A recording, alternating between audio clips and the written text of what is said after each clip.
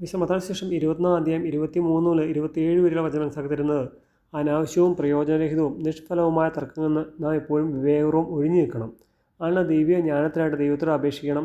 ദൈവവചനം പഠിക്കാനും അനുസരിക്കാനും നാം പരിശ്രമിക്കണം. അതിനുള്ള കൃപയ്ക്കായിട്ട് ദൈവത്തോട് യാചിക്കണം. സഹായകനായ പരിശുദ്ധാത്മാവിൻ്റെ സഹായം യാചിക്കണം. വചനത്തിൽ ഈശോ ദേവാലയത്തിൽ പഠിപ്പിച്ചുകൊണ്ടിരിക്കുമ്പോൾ പ്രധാന പുരോഹിതന്മാരും ജനപ്രമാണികളും ഈശോ സമീപിച്ച് എന്തധികാരത്തിലാണ് ഈശോ വചനം പ്രസംഗിക്കുകയും രോഗശാന്തി നൽകുകയും ദേവാലയം ശുദ്ധീകരിക്കുകയും ഒക്കെ ചെയ്യുന്നതെന്ന് ചോദിക്കുകയാണ്. ഈശോയുടെ അതിനുള്ള അധികാരത്തെയാണ് അവർ ചോദ്യം ചെയ്യുക. എന്നാൽ ഈശോ അവരോട് മറുപടി പറയുകയാണ്, ഞാൻ നിങ്ങളോടൊന്ന് ചോദിക്കട്ടെ, യോഹന്നാൻ്റെ ജ്ഞാനസ്നാനം സ്വർഗ്ഗത്തിൽ നിന്നോ മനുഷ്യരിൽ നിന്നോ? നിങ്ങൾ എന്നോട് ഉത്തരം പറഞ്ഞാൽ അധികാരത്തിലാണ് ഞാൻ ഇവയൊക്കെ ചെയ്യുന്നതെന്ന് നിങ്ങൾ പറയാം.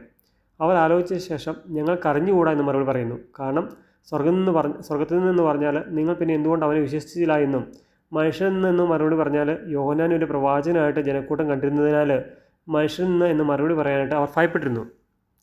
അപ്പോൾ ഈശോ അവരോട് പറയുകയാണ്, അധികാരത്തിലാണ് ഞാൻ ഇത് ചെയ്യുന്നത് നിങ്ങളോട് ഞാനും പറയുന്നില്ല. ഈശോ ഇവിടെ അനാവശ്യമായ തർക്കങ്ങളും പ്രശ്നങ്ങളും വേഗം ഒഴിവാക്കുന്നതായിട്ട് നമുക്ക് കാണാം. ഈശോ ഒരിക്കലും അവരോട് തർക്കിച്ച് ജയിക്കാൻ പരിശ്രമിക്കുന്നില്ല. ഈശോയ്ക്ക് ദൈവവചനം അറിയാവുന്നതുകൊണ്ടും ദൈവജ്ഞാനം ഉള്ളതുകൊണ്ടുമാണ് അങ്ങനെ ചെയ്യാൻ സാധിക്കുന്നത്.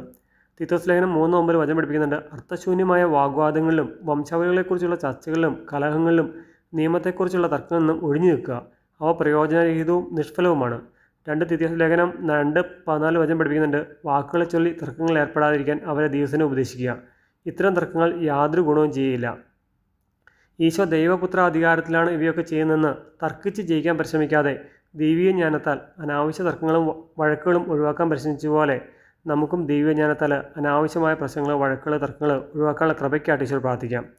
അതുപോലെ നമ്മളെ പരീക്ഷിക്കാനും കെണി വീഴിക്കാനൊക്കെ ആയിട്ട് അനാവശ്യ ചോദ്യങ്ങളുമായിട്ട് വരുന്നതിന് മുമ്പിൽ എപ്പോഴും ഉത്തരം പറഞ്ഞ് ജയിക്കാൻ പരിശ്രമിക്കാതെ ചിലപ്പോൾ ദൈവജ്ഞാനത്താൽ ദൈവവചനത്തോട് ചേർന്ന് നിന്ന് മറു ചോദ്യങ്ങളാൽ അവരെ നേടാൻ കഴിയുമെന്നും ഈ വചനം നമുക്ക് മനസ്സിലാക്കിയിരിക്കുകയാണ്. അതിനുള്ള ദൈവീയ ജ്ഞാനത്തിനായിട്ട് ഈശോ പ്രാർത്ഥിക്കാം. ദൈവവചനം ഇഷ്ടപ്പെടുകയും കുട്ടികൾക്കും മറ്റുള്ളവർക്കും വചനം പങ്കുവയ്ക്കാൻ ഇഷ്ടപ്പെടുകയും ചെയ്യുന്ന ചാനൽ സബ്സ്ക്രൈബും ലൈക്കും കമൻറ്റും ചെയ്യുമല്ലോ. ദൈവം എല്ലാവരെയും സമത്വമായി അനുഗ്രഹിക്കട്ടെ. ആമേൻ.